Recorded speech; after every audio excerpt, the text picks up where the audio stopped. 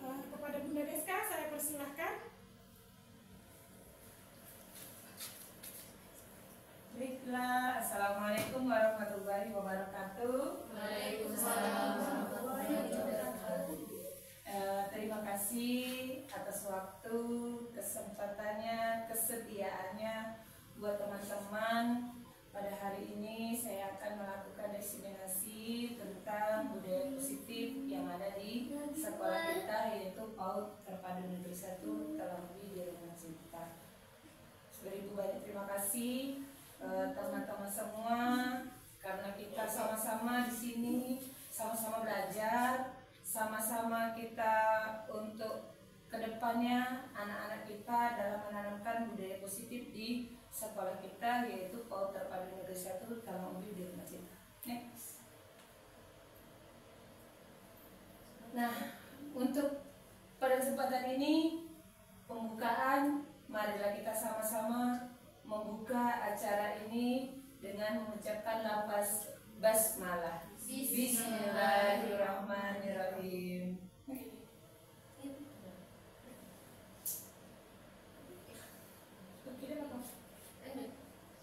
Nah, itu tinggal naik ke ujung-ujungnya, Bang. Ada tombol. Nah, oke, kita stretching dulu biar tidak tegang, biar tidak tidak terlalu ngantuk. Ice breakingnya mudah. Hari ini kita menggunakan dua kata saja. Yang pertama misal menggunakan kata tambahan di, misalnya Elsa di sekolah. Lanjut, tapi tidak boleh sama, ya. Kita mulai dari saya dulu. Saya, misalnya pertama saya di sekolah. Boleh kalimat, boleh tiga kata, boleh. Misalnya Bunda Rizky belanja di pasar. Lanjut, Titin di pasar. D-nya nyangkut, tapi ya harus ada D-nya, tapi menyangkut dari kalimat terakhir dari yang terakhir. Di pasar Elsa belanja. Nah, berarti kata terakhirnya belanja. Belanja tadi harus ada D-nya. Ya, lanjutkan. Ya, tidak apa-apa. Kita mulai dari Bunda Elsa, silakan. Saya di sekolah. Ya, di sekolah. Di sekolah saya mengajar. Ya, boleh. Kata terakhir mengajar. Anak saya dititipkan di rumah Mbak. Bu, Mengajar. Ambil kata terakhir, dosa pakai di dosa. Ambil kata terakhir, lanjutkan dari kata terakhir. mengajar. Saya mengajar di kelas. Oke, di kelas. Berdayu. Lagi kelas saya kurang kaya. Kata di dosa. Di kelas.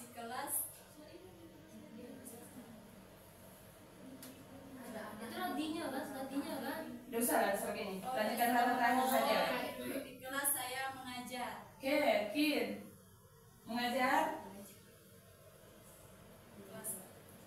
Mengajar bernyanyi. Oh, Ini saya mengajar di kelas KB. mengajar dulu. Mengajar. Mengajar di kelas KB. Oke, kelas KB. Aku kelas KB tadi ya? Di kelas KB tadi kan? Di kelas KB ada anak saya.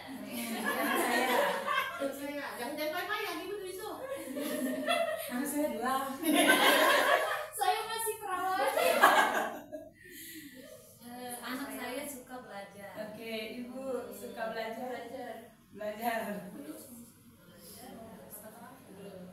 Belajar yang paling menyenangkan adalah bermain. Oke, bermain. Bermain adalah bermainnya harus ada dia. Tidak usah. Bermain itu sangat menyenangkan. Oke, Bedai. Menyenangkan adalah cara saya untuk mendekati anak-anak. Oke.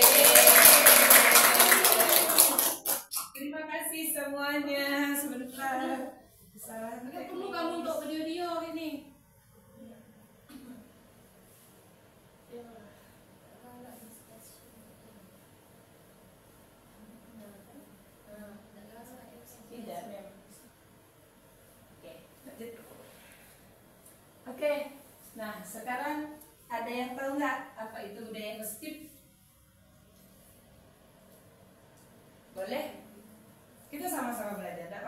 yang tahu budaya positif? Boleh, tidak apa-apa, tidak usah itu kita sama-sama, tidak apa-apa. Nah, dari saya tidak apa-apa.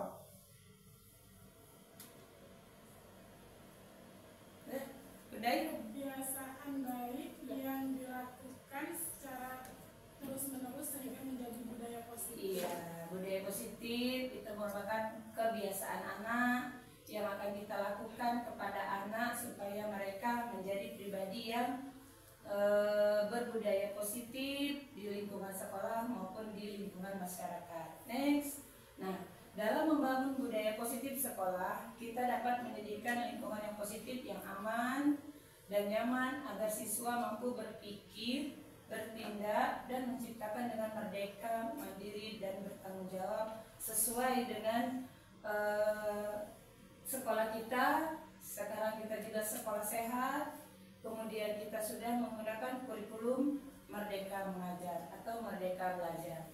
Lanjut, nah di sini yang perlu kita tanamkan di sekolah kita yang pertama itu melakukan paradigma, perubahan paradigma.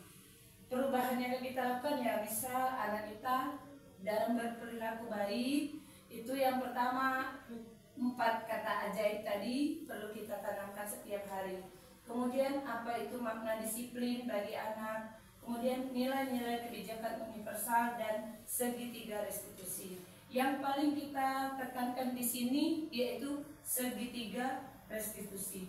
Segitiga restitusi ini bagaimana cara kita menyelesaikan permasalahan anak atau kebiasaan anak yang tidak positif menjadikan positif. Contoh misalnya pada saat kemarin saya mengambil sampel anak yang suka tiap hari ke WC, bermain di WC lama-lama.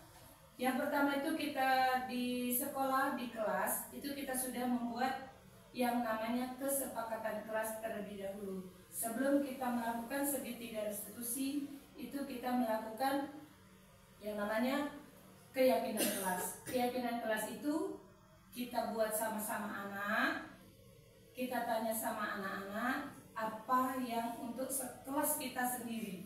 Boleh setiap kelas itu berbeda, boleh ya bedai. Misalnya kelas A tidak boleh buang sampah sembarangan, terus minta maaf jika berbuat salah, boleh yang kata-kata ajaib tadi kita gunakan. Kemudian kebiasaan anak, jika mau ke kamar mandi, dia terlebih dahulu mengucapkan permisi, izin, tidak boleh berlama-lama di kamar mandi. Next. Nah, ini ada psikiater dan pendidik Dr. William Glasser dalam kontrol teori yang kemudian hari berkembang yang dinamakan choice theory, meluruskan beberapa miskonsepsi tentang makna kontrol. Jadi kita tuh ada yang miskonsepsi, ada yang konsepsi, ada yang kadang kita tidak boleh, tapi boleh dilakukan. Next.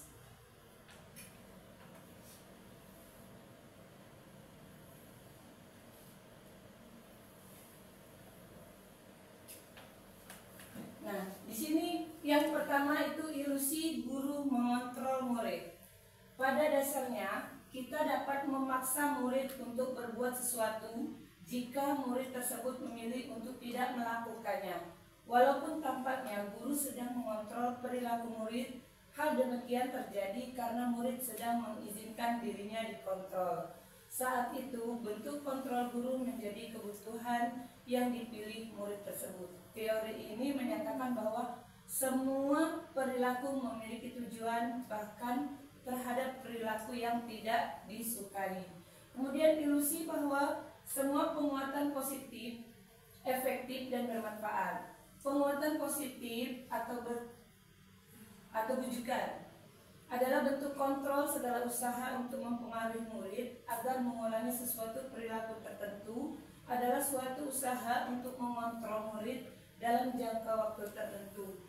Kemudian murid tersebut akan menyadarinya dan mencoba untuk menolak bujukan kita, atau bisa jadi murid tersebut menjadi tergantung pada pendapat sang guru untuk berusaha. Nah, disinilah kita menerapkan dalam segitiga restitusi tadi. Kita tanyakan dulu masalah anaknya apa, jangan sampai dia itu terpojok, jangan sampai dia itu merasa minder, tapi kita tanya dulu kenapa, baru kita selesaikan. Bisa juga kita tanyakan sama anak, bisa juga dia menyelesaikan sendiri. Jadi antara kita tadi tidak ada diskriminasi dengan anak, berarti anak tersebut tidak ada minder, ayo aku dipanggil, aku pasti marah. Kemudian ulisi bahwa kritik dan membuat orang merasa bersalah dapat menguatkan karakter. Menggunakan kritik bersalah untuk mengontrol murid menuju pada identitas gagal. Kalau kita langsung menuju ke anak, nah itu kadang anak-anak merasa down kan jadinya. Kemudian mereka belajar untuk merasa buruk tentang diri mereka. Mereka mengembangkan dialog diri yang negatif.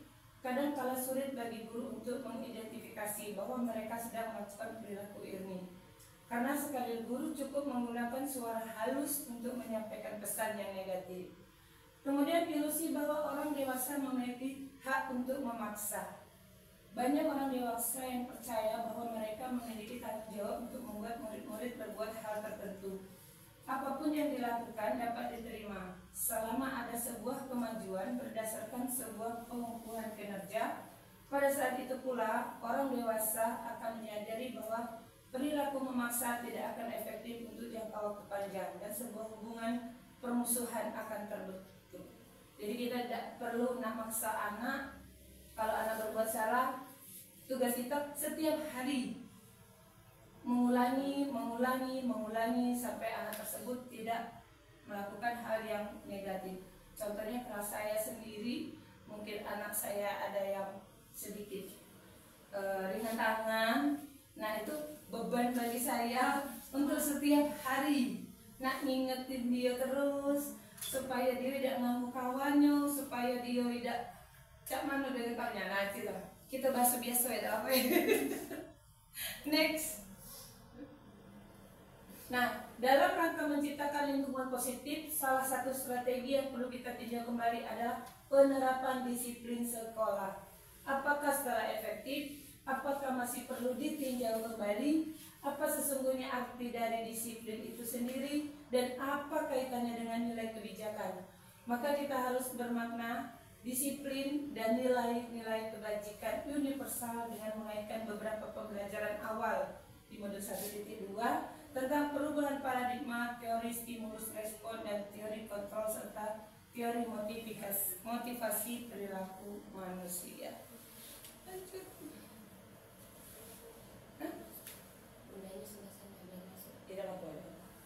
Nah ini dah tujuan dari disiplin positif.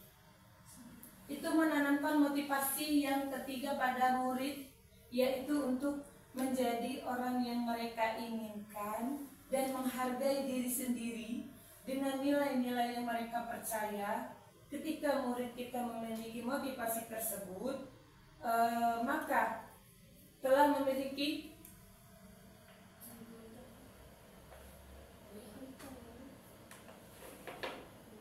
itu beda. Yes, Cing.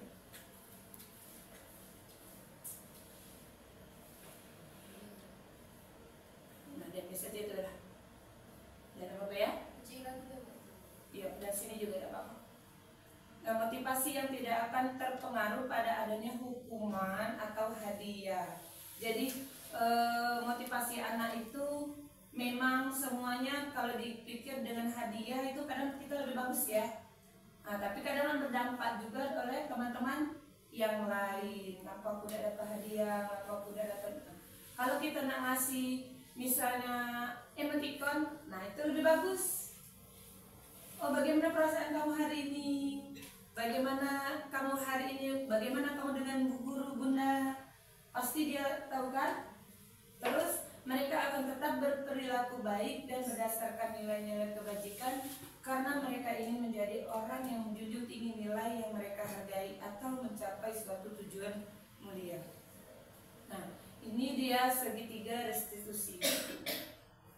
Ini yang pertama tentunya hanya punya alasan mengapa melakukan itu Adakah cara yang lebih efektif untuk mendapatkan apa yang kamu butuhkan? Setiap orang pasti pernah melakukan kesalahan. Terus kamu bukan satu-satunya yang pernah melakukan kesalahan. Ini contoh kalimat untuk kita misalnya sedang observasi, misalnya ada anak yang berbuat salah, terus kita panggil. Nah ini, mengapa? Kita tanyakan dulu, mengapa kamu melakukan itu? Kemudian, apakah cara yang lebih baik yang kamu buat lakukan selain misalnya memukul, atau selain misalnya tadi kayak aku ke WC bahaya kan? Nah terus kemudian setiap orang itu sesudah kita melakukan itu, kita pasti untuk anak lagi kita kasih pengarahan. Kemudian setiap orang itu memang pernah melakukan kesalahan. Kamu bukan satu-satunya loh yang melakukan kesalahan ini. Nah jadi anak tadi tidak tidak tersudut. Aku salah, aku pasti kena marah, gitu tidak kan dia. Nah kemudian kita tanyakan, keyakinan kelas apa yang telah kamu sepakati di kelas, yang telah kamu lakukan di sekolah. Kemudian tanya lagi, kamu ingin menjadi apa? Kamu ingin menjadi orang yang seperti apa? Pasti dia nanya kan, oh bunda aku ingin gini. Terus kita kasih arahan. Oh nah, kalau kamu ingin menjadi ini berarti kamu harus berbuat apa? Jadi dia tidak kata walaupun dia salah, dia tidak tersudut, dia tidak tidak terlalu itu. Nah disinilah yang akan semoga segitiga restitusi ini dapat kita lakukan di kelas kita, di sekolah kita. Jadi saya mohon untuk bunda-bunda semuanya, setiap kan kita juga di sini sudah ada CGP angkatan 10. Jadi dari beliau saya ini sekedar melanjutkan. Kalau Bunda Ai kemarin dia yang gali dari awal. Jadi saya sekedar melanjutkan apa yang telah Bunda Ai buat dari keyakinan kelas kemarin ya Bunda Ai. Jadi saya tinggal melanjutkan, oh gini. Dan kemudian apakah bisa bertahan atau cuman habis di kami berdua? Tidak kan? Nah jadi kita mohon ya untuk pengajar sekolah kita, untuk keberhasilan kita dalam mendidik anak-anak nantinya pun akan digunakan di jenjang yang berikutnya. Next. Nah ini waktu saya mau observasi Dek Seji ya, ini sebenarnya dia hampir nangis pada saat tanya. Kemudian saya gali dia tidak jadi nangis. Jadi padahal dia merasa salah. Aku memang salah bunda, aku cucuk matanya katanya pakai pensil. Ada dia dari dia, ngaku dia semua, jujur dia semuanya. Oke. Nah ini dia standar pendidikan nasional kita. Dalam rangka menciptakan lingkungan yang positif, maka setiap warga sekolah dan pemangku kepentingan perlu saling mendukung, menghayati, menerapkan nilai-nilai kebajikan yang telah kita sepakati untuk dapat menerapkan tujuan mulia ini. Maka seorang pemimpin pembelajaran perlu berjiwa kepemimpinan sehingga dapat mengembangkan sekolah dengan baik agar terwujud suatu budaya sekolah yang positif sesuai dengan standar kompetensi pengelolaan.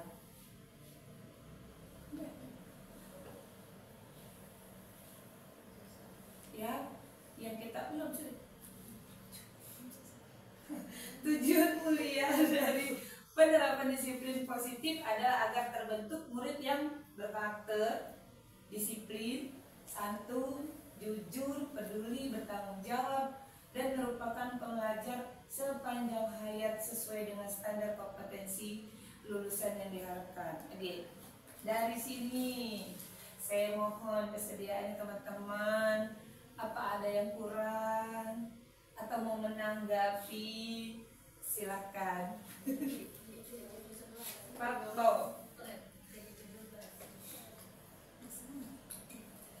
Ya, dapat boleh sampai. Boleh ya. Ya. Oke. Demikianlah. Biar agak panjang. Iya.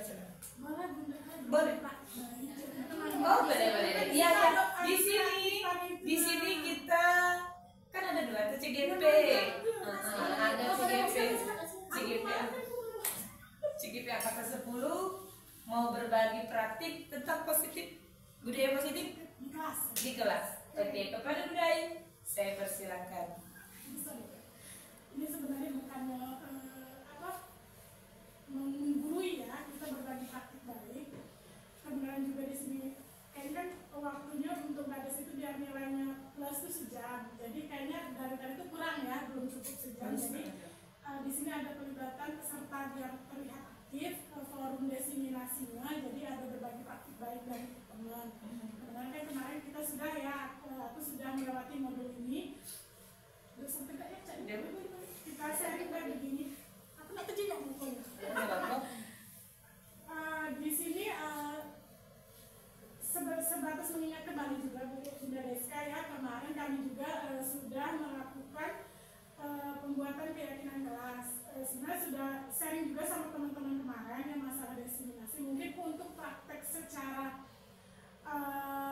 realnya itu seperti apa kemarin juga karena waktu ya, aku juga tidak bisa ngasih ke step by stepnya untuk pembuatan keyakinan kelas. Jadi kemarin itu lebih ke secara garis besarnya Bunda Deska. Jadi untuk pembuatan keyakinan kelas itu sendiri, kenapa kita dulu kesepakatan kelas sebenarnya untuk karena sudah belajar kita ya Bunda Deska, jadi sekarang itu lebih ke keyakinan. Kenapa keyakinan? Karena sebenarnya itu awalnya itu dari peraturan. Kalau peraturan itu satu arah dia, jadi satu arah itu sekolah yang menentukan peraturan, anak-anak harus mentaati peraturan. Tapi setelah kita buat peraturan itu, apakah anak-anak bisa mentaati peraturan yang sudah dibuat sekolah? Ternyata tidak. Kenapa tidak? Karena mereka merasa oh itu sudah dibuat, bukan dari mereka sendiri. Nah, kenapa di budaya positif ini diganti yang namanya peraturan itu diganti ke keyakinan kelas? Karena di dalam peraturan-peraturan sekolah itu banyak terdapat kata-kata negatif. Sedangkan untuk kata-kata negatif itu sudah tidak boleh kita gunakan lagi, apalagi untuk kita yang anak usia dini. Jadi mereka akan menangkap yang kata negatifnya itu, seperti misalnya jangan buang sampah sembarangan. Ternyata di keyakinan kelas itu kita ganti jadi kalimat positif. Gimana jadinya? Buanglah sampah pada tempatnya. Nah, terus jangan mengganggu teman. Ternyata di budaya di keyakinan kelasnya kita harus saling menyayangi atau kita menghargai teman, menghormati. Terus rapikan mainan setelah bermain. Jangan ada kata jangan ataupun tidak, karena yang mereka terima ternyata bukan kalimat yang di belakangnya. Yang kalimat tidak dan jangannya itu kalimat negatifnya. Itu di keyakinan kelas. Terus gimana step pembuatannya? Karena kita anak PAUD kan, mereka belum bisa mengutarakan apa yang pemahaman mereka terhadap peraturan kan. Jadi kita guru-guru hanya bisa menyediakan gambar. Nah kemarin juga sempat karena saya itu CGP pertama dari PAUD berdua sama Bunda Susi kemarin, jadi mereka juga yang dari SD, SMP dan SMA itu PAUD emang sudah bisa buat keyakinan kelas, gitu kan? Oh bisa, kenapa tidak bisa? Jadi gimana caranya? Mereka kan kosakatanya belum sekompleks anak-anak yang sekolahnya sudah tinggi kan jenjangnya. Pak, kami menyediakan gambar, jadi di situ mereka akan mengamati gambar. Ini gambar apa? Misalnya di situ anak berbuat mainan misalnya. Ini boleh enggak? Nah kita buat kata-katanya bukan tidak mengganggu teman, tapi harus saling menyayangi. Kan? Oh berarti tidak boleh itu jambar-jambaran. Terus bagaimana cara mereka mensetujuinya? Kemarin sama Bunda Dia ya kita, karena anak-anak ini misalnya kalau setuju angkat jempolnya tinggi-tinggi. Kalau setuju kan kita harus menyayangi teman. Setuju nggak nih? Kita angkat tinggi-tinggi jempolnya. Mereka akan angkat tinggi-tinggi. Berarti mereka setuju. Misalnya buang sampah pada tempatnya. Setuju nggak nih? Misalnya setuju Bunda. Mereka akan angkat jempol tinggi-tinggi. Nah setelah kesepakatan itu kita buat, kita tempel gambar-gambar yang anak-anak sudah sepakati tadi, kita tempel di tempat yang mudah mereka jangkau, misalnya di dekat pintu. Setiap hari keyakinan kelas itu harus diingatkan sebelum memulai pembelajaran. Apa keyakinan kelas kita? Jadi mereka akan ingat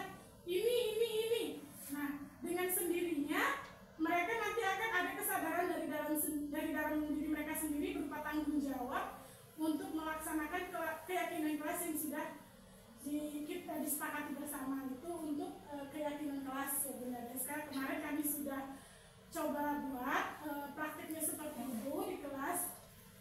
Terus dan mulai dari semester kemarin sebenarnya Bunda Deska itu sudah dimulai, dan saya merasakan sekali perubahan yang terjadi di anak-anak itu. Mereka memiliki kesadaran sendiri, misalnya salah pun tanpa kita ingatkan mereka langsung nyamperin temannya sendiri. Misalnya cuma kita pancing, tadi Bunda, mereka langsung peka.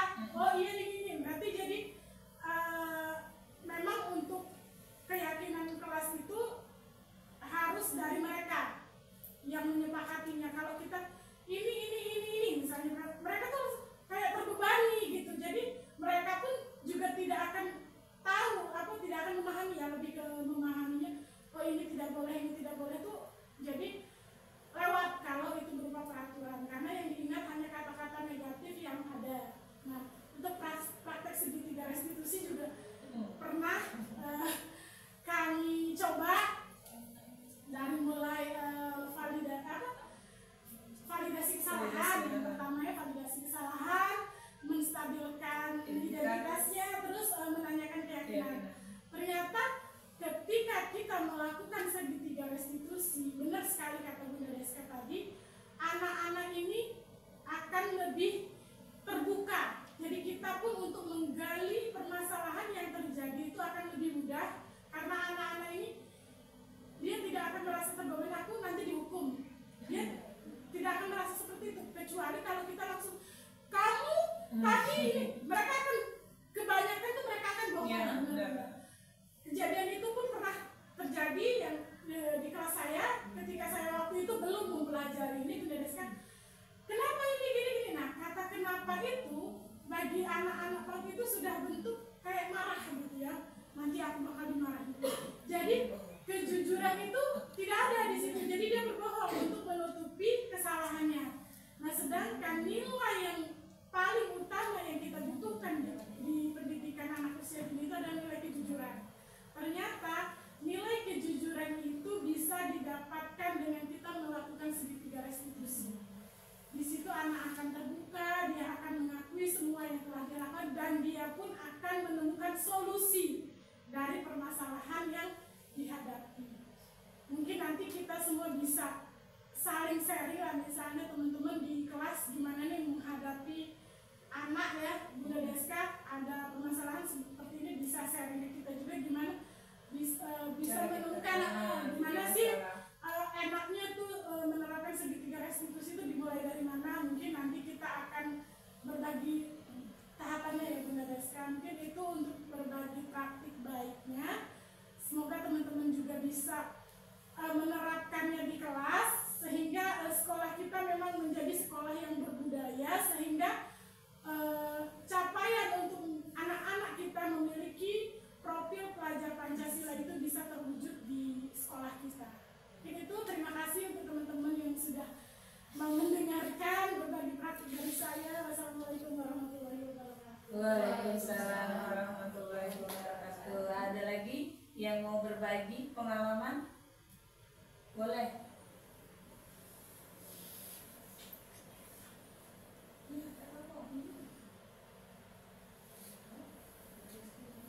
Ya, Ci. Ini rencana. Ini kan calon di JDP 12 kali. Amin. Iya, tidak apa-apa. Oh, misalnya apa di sekolah kita baca mana kita nak ngadakan caranya, ngadakan segitiga restitusi. Apa? Mulai dari mana? Mulai dari mana? Kok tidak ngerti sih, Mbak? Camano gitu.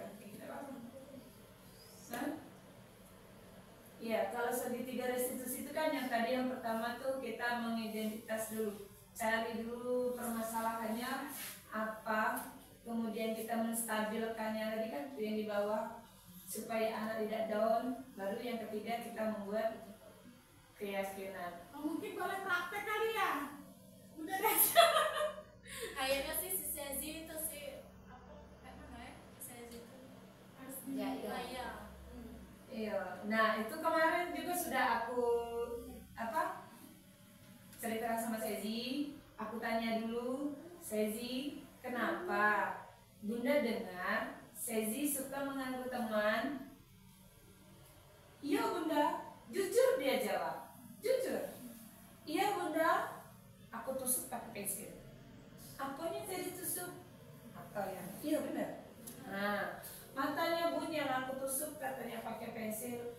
Kenapa Sezi tusuk? Ya, karena dia suka ganggu aku bunda. Dia suka ganggu aku, dia ganggu makanan aku. Katanya gitu. Oh, kalau ganggu makanan, apakah harus menusuk menggunakan pensil? Makan itu tulis. Oh, nulis. Enggak, itu tuh yang pas dia itu tuh nulis, Mbak. Oh, Bukan makan. bukan makan. Dia kan waktu makan itu kena. Nulis. Kemudian, kenapa? Apakah harus menggunakan pensil? Tidak. Dia tahu. Tidak katanya. Tidak. Tapi agak mendung. Matanya tadi agak mendung. Dengan dia jujur tadi agak mendung. Nah kemudian oke, sekarang Bunda tahu. Kalau begitu, Sezi pernah nggak Bunda Ayu buat peraturan kelas, bukan peraturan, keyakinan kelas yang Sezi sepakati di kelas?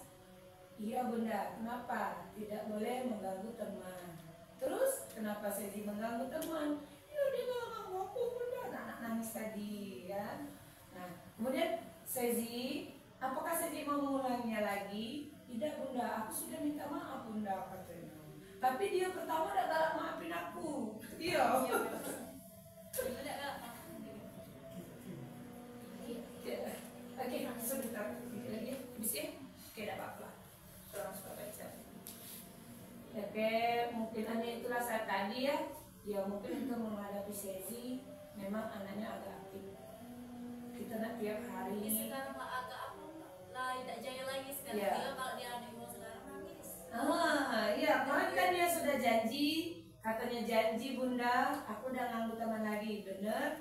Janji sama Bunda ya, iya. Makanya dia tidak nangis lagi, terus Bunda katanya, kakek kalau mau nganggu aku, ya aduh sama Bunda, yuk kasih tahu Sezi, kalau diganggu teman ya, jangan Sezi langsung ambil pensil, langsung tete ditusuk, nggak boleh nah ya. Nanti kalau kena mata, buta, berdarah, uji dia. Bisa, tahu, tapi kenapa dia melakukan itu? Jadi memang kalau kita menghadapi anak itu memang super ya, memang aktif, apalagi kayak Bunda Ai, aduh luar biasa, ada anak yang istimewa. Itu memang kita nak super itu nih dari kelas A1 kemarin sampai di sekarang B2. Jadi kita nak memang butuh perhatian dari kita, memang butuh pengawasan dari kita. Cak mana sih supaya kita berubah, anak itu bisa berubah. Ya yang pertama itu memang yang pertama kerjasama dengan orang tua, perlibatan orang tua itu yang paling penting. Apapun hasil anak, kita harus laporkan ke orang tuanya, biar orang tuanya tahu bahwa kan kita mendidik anak itu di sekolah hanya 2 jam paling lama. Itu 2 jam itu sudah maksimal, selebihnya kan makan, main. Nah jadi 2 jam itu, tapi kalau di rumah itu berapa jam? 12 jam. Selebihnya kan di rumah. Jadi kita tuh sekedar mencari, membuat anak itu, mendidik, membantu anak apa yang kurang dari orang tuanya. Mungkin hanya itu saja yang dapat saya sampaikan. Selebih dan kurang saya mohon maaf. Kita sama-sama untuk memajukan sekolah kita dalam mendidik putra putri kebanggaan bangsa Indonesia. Terima kasih. Assalamualaikum warahmatullahi wabarakatuh. Juga ya. Boleh. Yang belum dijemput tapi kali ini ngomong